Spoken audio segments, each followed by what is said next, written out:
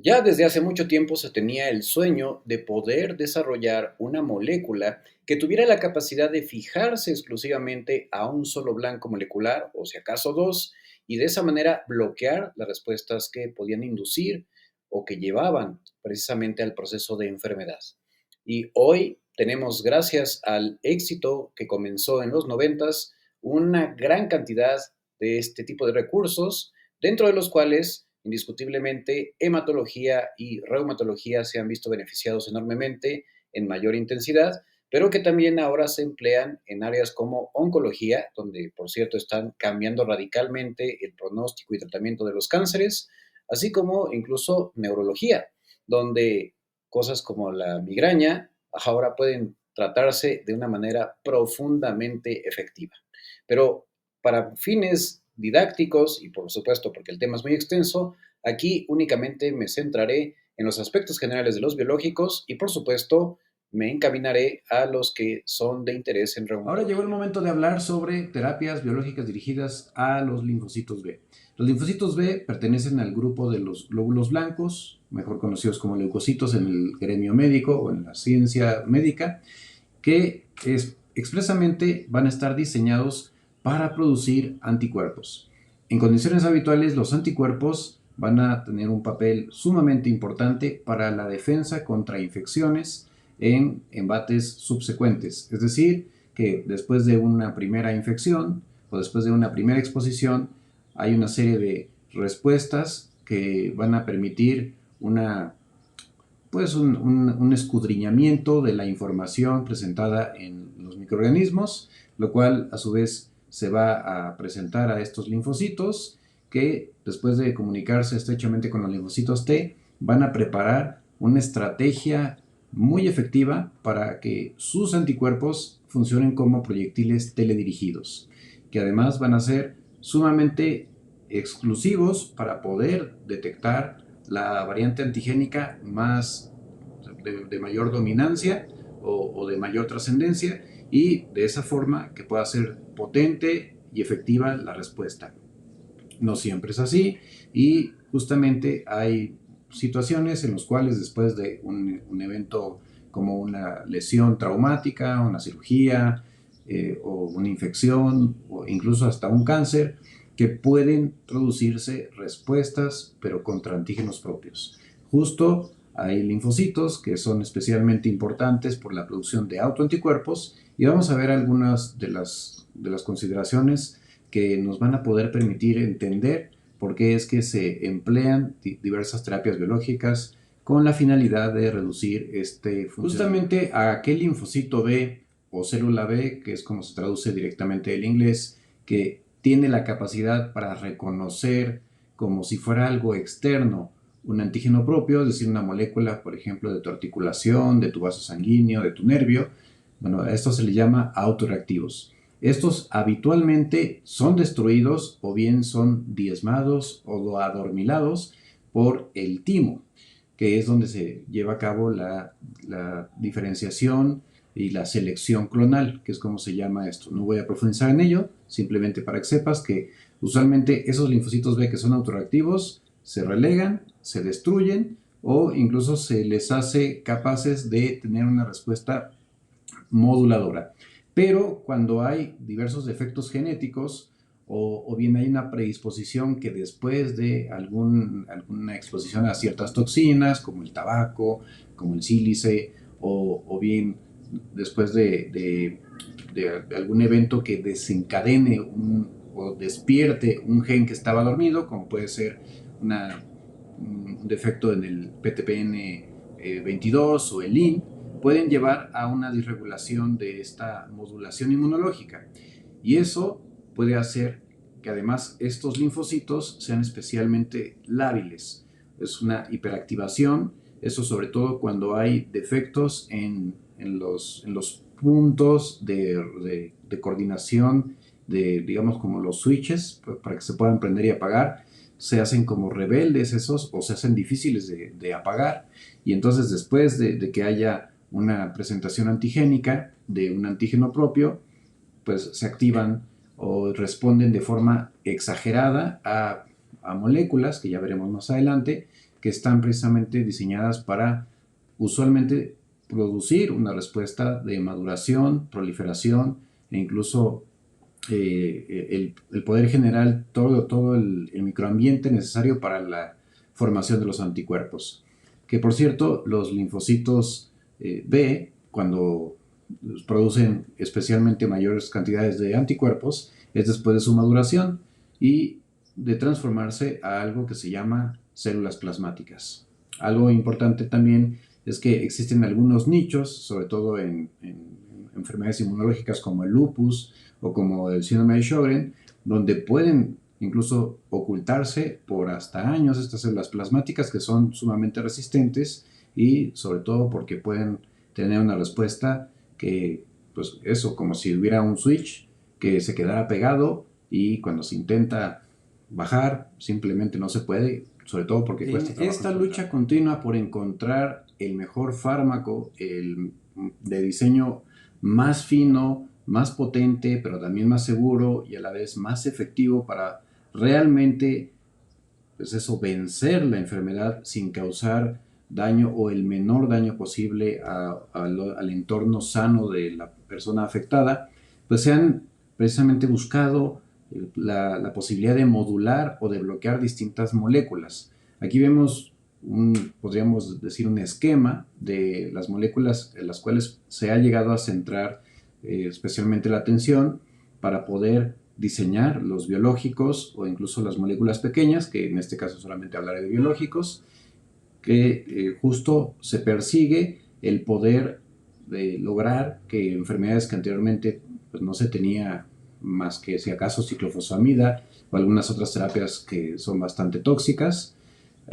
y a hacerlas cada vez justo más dirigidas de manera que pueda lograrse la remisión en el menor tiempo posible y como te digo, sin afectar otros entornos u otros grupos celulares.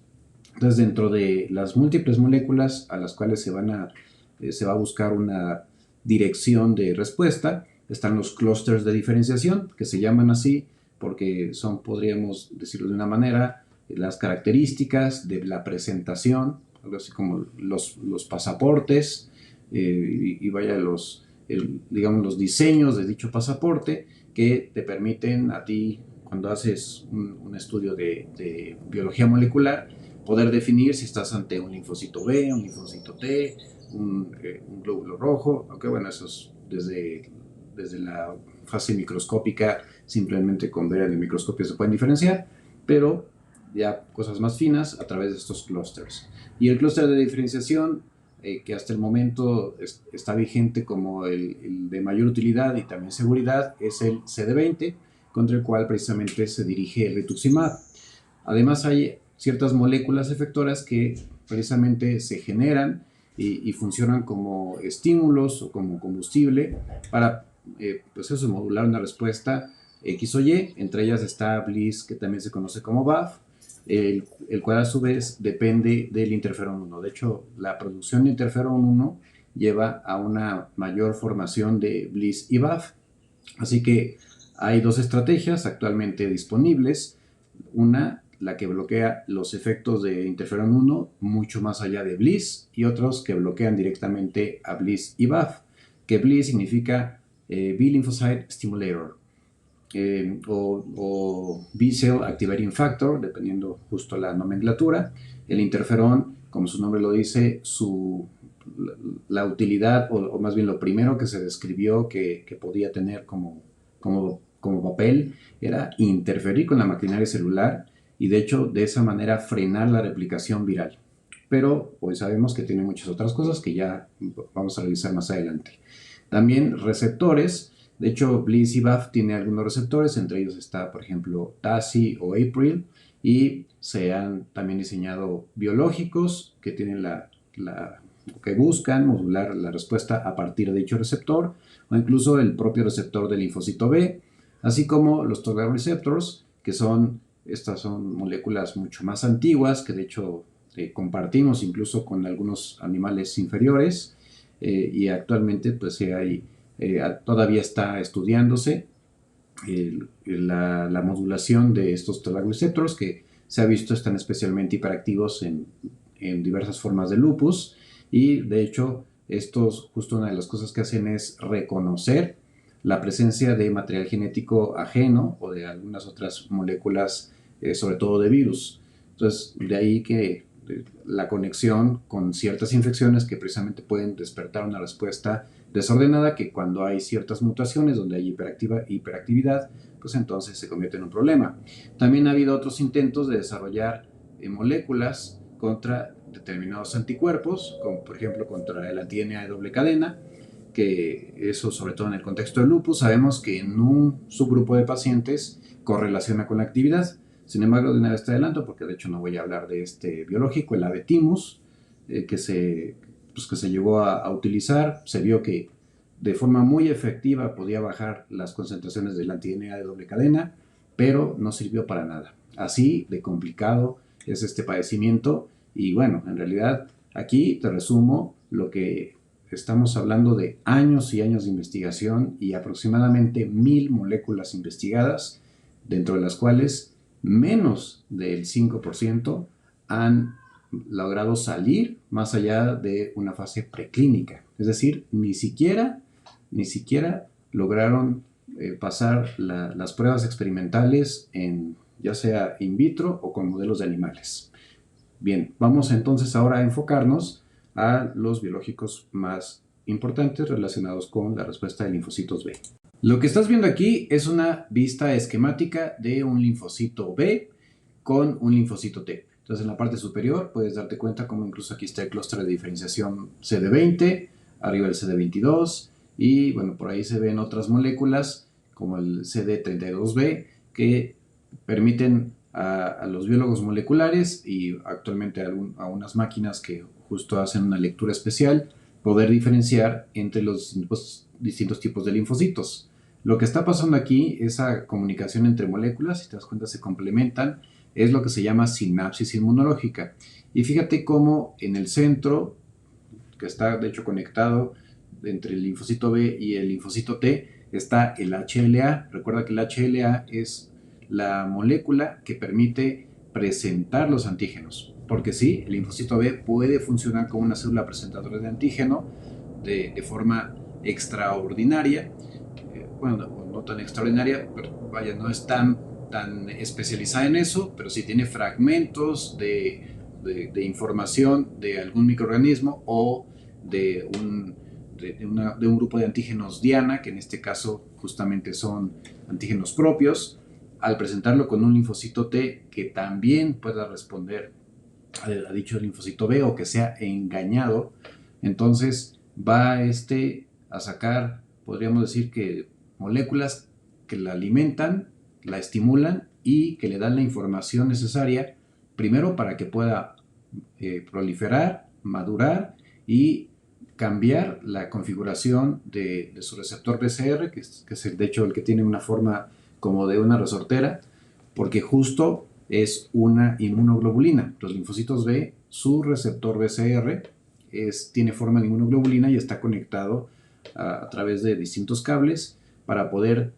justo coordinar la información a partir del antígeno o el grupo de antígenos que pueden reconocer. Entonces, esta sinapsis inmunológica va a permitir que ese BCR se haga mucho más especializado, y junto con ese BCR, de hecho, se van a producir anticuerpos, que bueno, lo más importante va a ser esa producción de anticuerpos a través de la edición de ese receptor para que tengan una mucho mayor afinidad por el antígeno en cuestión. Y lo que ves, de hecho, al fondo es un linfocito B maduro. Algo también importante, date cuenta que encontrándose de esta manera entre ambos linfocitos B hay podríamos decir que es entre una sonaja o un micrófono que tiene como un platillo volador arriba que dice BR3, y otro en la que ya es madura, que es la célula plasmática, aunque dice TACI y BCMA. Bueno, el BR3 es muy importante para recibir la información a partir de BAF o BLIS, que justo es necesario para la supervivencia de este linfocito y para que pueda proliferar. April junto con BAF se pueden unir al BCMA, y esto va a permitir que la célula plasmática, bueno, que el linfocito eh, que ya está en fase de maduración, logre dicho cometido de maduración, pueda formar lo que se llaman centros germinales, en donde va a proliferar activamente, va a dar va a dar o a permitir la formación de células hija que son especializadas, y va a dejar células de memoria que se van a quedar ahí guardaditas para cuando lo requiera una ocasión subsecuente de exposición. Eso es lo que también hace muy difícil combatir el proceso inmunológico autoinmune, porque pues pueden quedarse células de estas escondidas, ocultas, lejos de, ahora sí que en las sombras, y entonces mientras sigan viviendo y tengan la posibilidad de seguir proliferando, es que va a seguirse produciendo respuestas de autoanticuerpos. Entonces, como ves, es algo, aquí te lo estoy poniendo muy, muy sencillo, pero es algo súper, súper intrincado. Y además es para la supervivencia necesario no solamente esta coestimulación, sino la producción de ciertas sustancias, entre ellas justamente el BAF, que a su vez es un resultado de la exposición al interferón, y el BAF va a ser producido por células del microambiente, entre ellas células monocitoides, y también además el linfocito T, sobre todo este que es folicular, va a producir una citocina que se llama interleucina 21, que va a su vez permitir esta, esta supervivencia y este anidamiento y crecimiento subsecuente del linfocito B. Entonces, con el belimumab, que es el biológico que vamos a ver a continuación, bueno, que vamos a ver posteriormente, no a continuación, posteriormente, justo lo que vamos a bloquear es BLyS-BAF. Con el rituximab vamos a bloquear CD20, y con el anifrolumab, que es el que veremos al último, se va a bloquear una respuesta previa a esta, que va a impedir justo que se produzca el BAF, y al evitar la producción de BAF,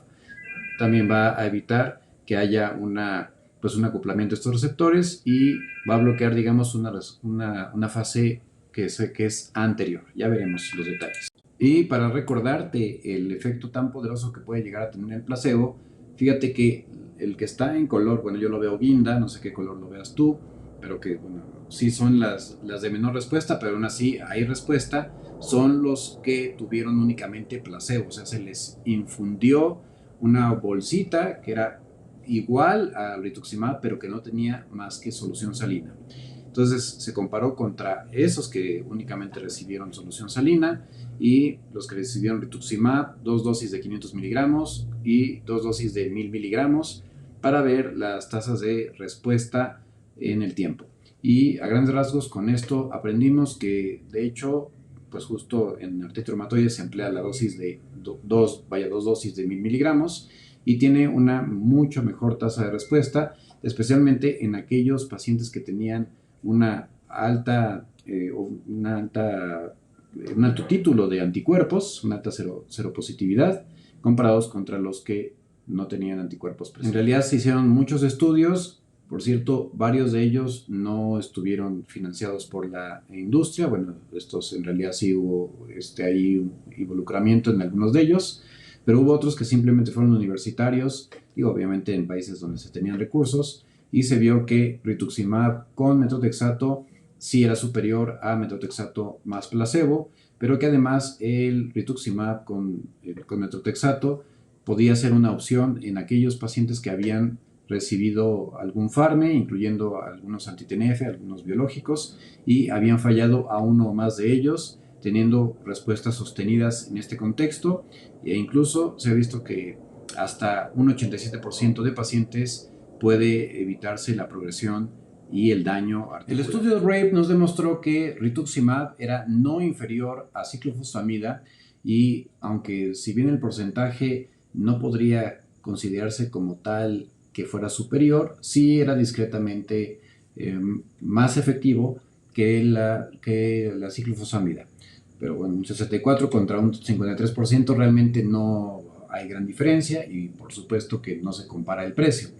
Pero indiscutiblemente en cualquier paciente que tenga una vasculitis asociada a ANCA y que se pueda utilizar rituximab, todo parece indicar que sí conviene mejor utilizarlo en primera instancia, porque incluso en aquellos pacientes que ya han tenido una enfermedad recurrente o que han tenido recaída, El rituximab ofrece un 67% de respuesta contra 42%. Además, se ha visto, aunque no lo puse aquí, se ha visto que en el tiempo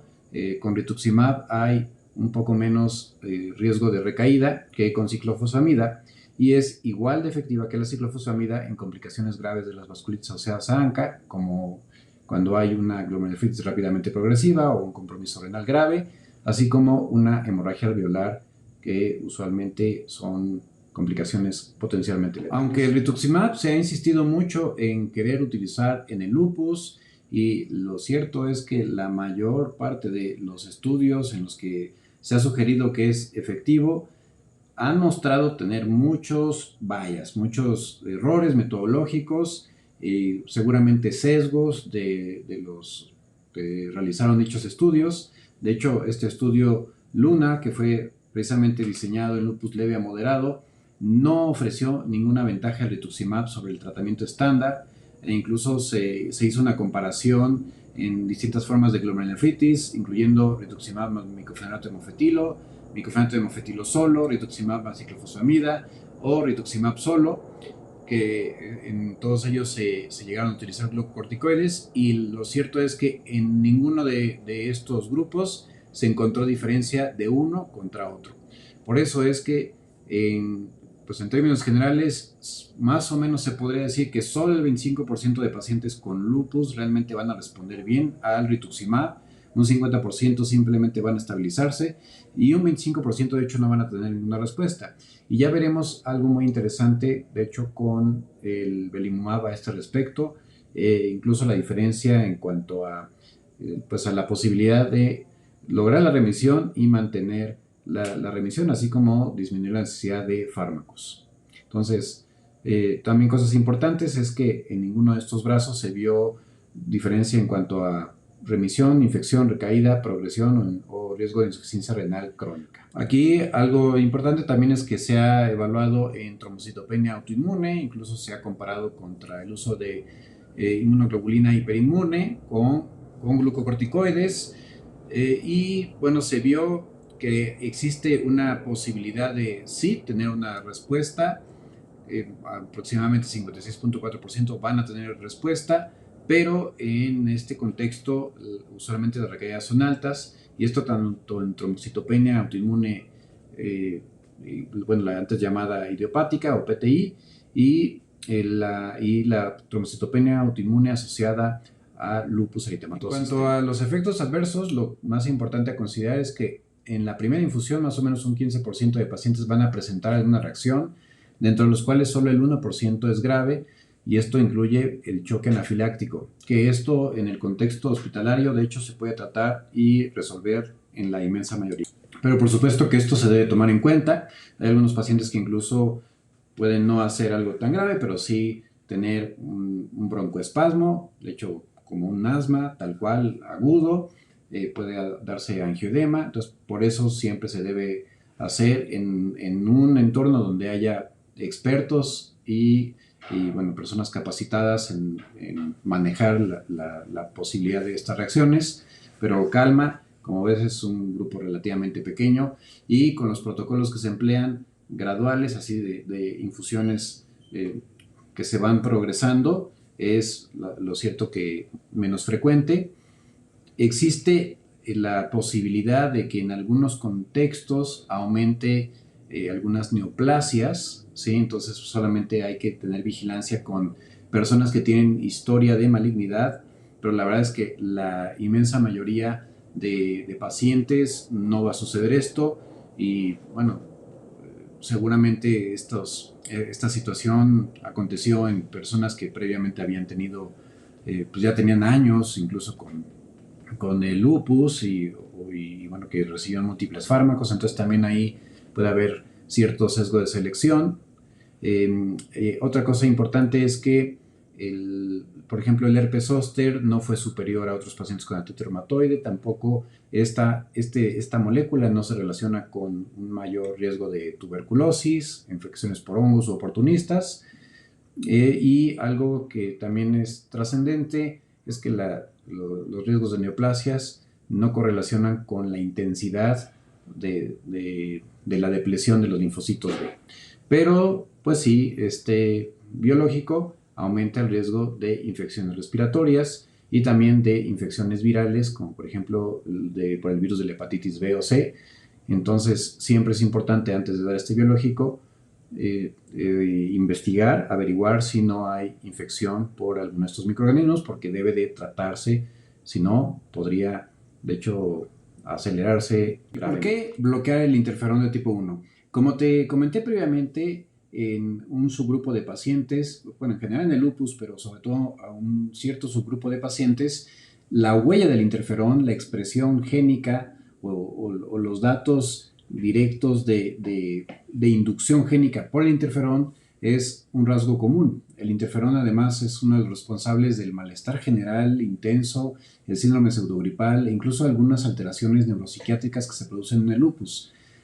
Pero adicional a ello, y eso lo hace de forma directa, adicional a ello, el interferón principalmente compartiendo con otros interferones de tipo 1 que son el alfa, el beta, el épsilon, el kappa y el omega, al ocupar este receptor que es el interferón, el IFNA R1, puede activar, a través de un proceso que se llama fosforilación, activar a las vías de los STAT1 y STAT2, lo cual se va a traducir en la expresión de genes que en conjunto se conocen como elementos de respuesta estimulado por interferón, los cuales van a generar una respuesta dentro de las que destaca justo la hiperproducción de Bliss-BAF, así como de diversas citocinas que medían precisamente los efectos inmunológicos, inflamatorios en el lupus eritematoso sistémico y, por supuesto, las consecuencias. Como te dije previamente, el interferón recibe ese nombre precisamente porque interfiere con la maquinaria celular de múltiples blancos celulares, valga la redundancia. Dentro de ellos están los monocitos, que son uno más de los glóbulos blancos. Pero los monocitos son unos especialmente preparados para combatir, de hecho, para comer incluso cualquier material particulado extraño y diferenciarse a células poderosas, productoras de enzimas destructivas o a su vez de, pues incluso, no sé, degradar los cristales de ácido úrico o colonias de bacterias. Entonces, el interferón, una de las cosas que hace es hacer que los monocitos se diferencien, se maduren y se diferencien a células dendríticas mieloides, que son precisamente las que tienen mayor facilidad o proclividad a presentar antígenos propios. ¿Y esto por qué? Porque justo el interferón se produce especialmente en el contexto de una infección viral y todos los virus son parásitos obligados, entonces van a encontrarse solo dentro de las células. Así que adentro de la misma célula, la propia célula infectada va a sacar el material de la producción de estos virus que se están replicando para llevar primero a generar una respuesta potente contra esa célula, incluso destruirla, degradarla y de esa manera interferir y evitar que el virus se siga replicando, pero también producir una respuesta muy bien articulada y potente que va a tomar pues varios días, de hecho más o menos toma como unos 15 días en lograrse la producción de anticuerpos y que todavía más tiempo para que esos anticuerpos se hagan más potentes, para que así en la subsecuente exposición sea posible frenar el microorganismo y que ya no nos vaya tan mal. Entonces, esa es la razón de por qué el interferón 1 pareciera que fuera algo malo, pero pues no. Sin embargo, en el contexto del lupus, esto sí es negativo, porque aquí justo hay diversos defectos moleculares a la hora de presentar antígenos, como de hecho te expuse en mi video sobre lupus y su fisiopatología, que si no lo has visto te invito a verlo buscando en mi lista de reproducción. Te voy a presentar de hecho aquí la tarjeta que te puede llevar ese video. Bueno, pues en el contexto de lupus, como hay muchos autoantígenos que están dispersos y la presentación está pues más, digamos, sesgada hacia la presentación de los propios antígenos, entonces eso claro que es muy negativo. Y entonces eso va a favorecer que haya mayor activación de linfocitos autorreactivos. De hecho, el interferón por sí mismo, a su vez, activa a otras células responsables de incrementar la respuesta y favorecer la maduración, proliferación, diferenciación y la respuesta de anticuerpos de los linfocitos. Entonces, el anifrolumab, como ya vimos, es una inmunoglobulina de tipo IgG1, capa, como la mayoría de los anticuerpos monoclonales, que se une con una especial potente afinidad a la subunidad A1 de este receptor, interferón AR1, con esa gran especificidad y afinidad, y eso pues, se va a traducir en que va a bloquear lo que antes te comenté. Las dosis recomendadas son de 300 miligramos, administrado también por vía intravenosa. Este solamente tiene intravenoso. Olvidé comentarte que el belimumab también ya hay subcutáneo. Bueno, pero se da cada 4 semanas. Lo que sí se recomienda no dar en contextos de infecciones crónicas, incluyendo la tuberculosis, porque sí interfiere también en ese contexto. O sea, no nada más la respuesta viral, sino la respuesta contra otros microorganismos intracelulares, como justo entre ellos está la tuberculosis, o también puede ser la brucelosis, la listeria. Entonces son cosas que hay que tomar en cuenta y todavía veremos qué tanto puede afectar el desarrollo de neoplasias. Todo eso siempre se ha vigilado con los biológicos. En términos generales, la mayoría de los biológicos no dan problemas. Si acaso, como vimos, como con el rituximab, como que queda en duda, pero son muy seguros a ese respecto. Con pues todavía está en veremos por el bloqueo específico de él. Esta tabla nos muestra la evidencia de qué pasa cuando a un paciente con tratamiento estándar se le da anifrolumab contra otro que se le da placebo. Y pareciera que no hubiera tanta diferencia, pero cuando tú haces una comparación y comprendes los índices que se toman en cuenta y sabes que pues, la diferencia de un punto en realidad sí es un paso muy grande, pues entonces se entiende por qué sí es efectivo. Y las curvas van hacia abajo porque habla de cómo se reduce la actividad de la enfermedad en el tiempo y que pues sí se separa, de hecho, desde las 24 semanas en los pacientes que recibieron con más claridad, porque se empieza a separar desde antes, pero con más claridad de las 24 semanas, en pacientes que reciben anifrolumab contra los que recibieron terapia estándar únicamente, más placebo y con el tiempo, los estudios a largo plazo, también se demostró que los pacientes que reciben anifrolumab tienen mucho más probabilidades de disminuir las dosis de glucocorticoides. Incluso hay un porcentaje mucho más amplio de pacientes, prácticamente arriba del 50%, que pueden estar sin glucocorticoides después del tratamiento con el ¿Cuáles son los efectos adversos más posibles que pueden acontecer en el contexto del uso del anifrolumab? Principalmente infecciones del tracto respiratorio superior, en 34% se observaron en los estudios. Recordemos que el Saphnelo, que es su nombre comercial, en realidad tiene todavía poco tiempo en el mercado, así que posiblemente esto pueda cambiar un poquito, tampoco es como que haya mucha diferencia. Entonces está, como todos los demás, en vigilancia continua y hay que esperar también los resultados post-marketing. Bronquitis en el 11%, herpes zóster en 6.1%. Ojo con esto porque sí, precisamente por el mecanismo de bloqueo del interferón, que es importante para mantener a raya tuberculosis, herpes zóster, brucela, etc. Entonces, bueno, pues es esperable que pueda suceder, aunque tampoco es así terrible. O sea, 6.1% es algo muy decente y perfectamente se puede combatir vacunando con la vacuna de herpes zóster, que son nada más 2 dosis. La Shingrix actualmente es muy efectiva y está pensada precisamente para pacientes con condiciones de inmunocompromiso. Hipersensibilidad de 9.4%, muy rara vez reacción anafiláctica, puede llegar a producir dolor,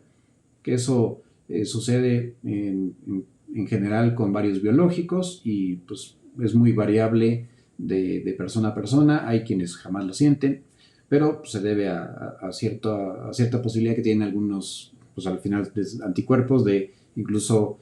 quedarse atorados, por decirlo de una forma, digamos,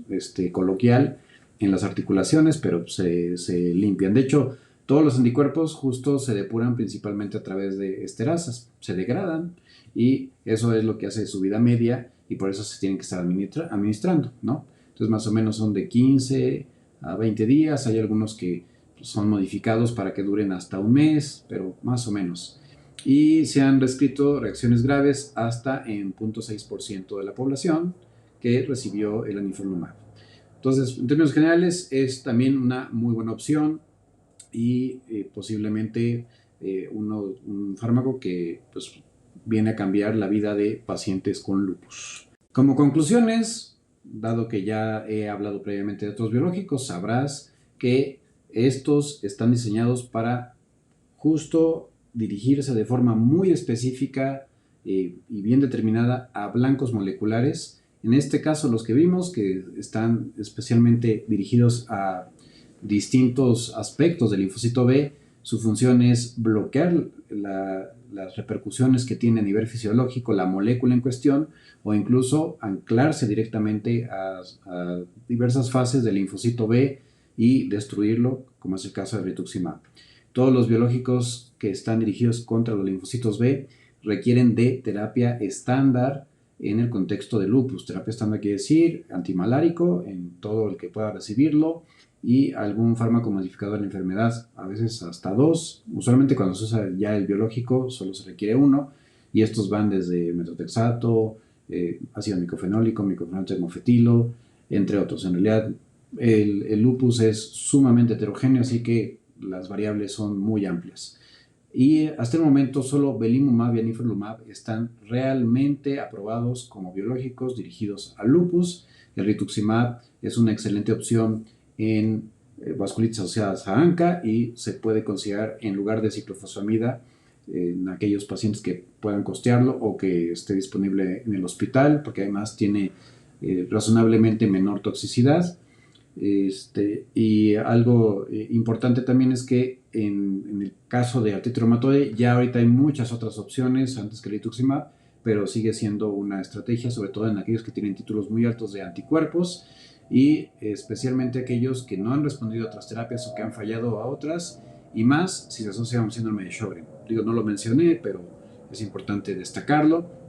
Hablando de síndrome de Sjögren, de hecho el rituximab es una muy buena opción en ese contexto, tiene bastante utilidad, sobre todo cuando pues hay nódulos de hiperplasia folicular, y el belimumab se debería seguir estudiando también en ese contexto, pero desafortunadamente todavía no hay estudios. Tanto el belimumab como el anifrolumab pueden emplearse sobre todo en pacientes con lupus que tienen alta actividad de la enfermedad, títulos elevados de anticuerpos, que no se ha podido disminuir los glucocorticoides y pues pueden considerarse como tratamiento adicional para mantener la remisión en el contexto de un lupus que afecte el riñón. Y hasta aquí con este tema, espero que haya sido de tu agrado. De ser así, no olvides dejarme tu like, también es muy bienvenido tu comentario. No olvides suscribirte si es que no lo has hecho, comparte con cualquier persona que consideres que pueda serle útil. Te dejo aquí también mis usuarios de Instagram y de TikTok, que son @rehumanizarte, y en el caso de Facebook es @jcaranar. Pues nos vemos en la próxima, cuídate mucho y que estés muy bien.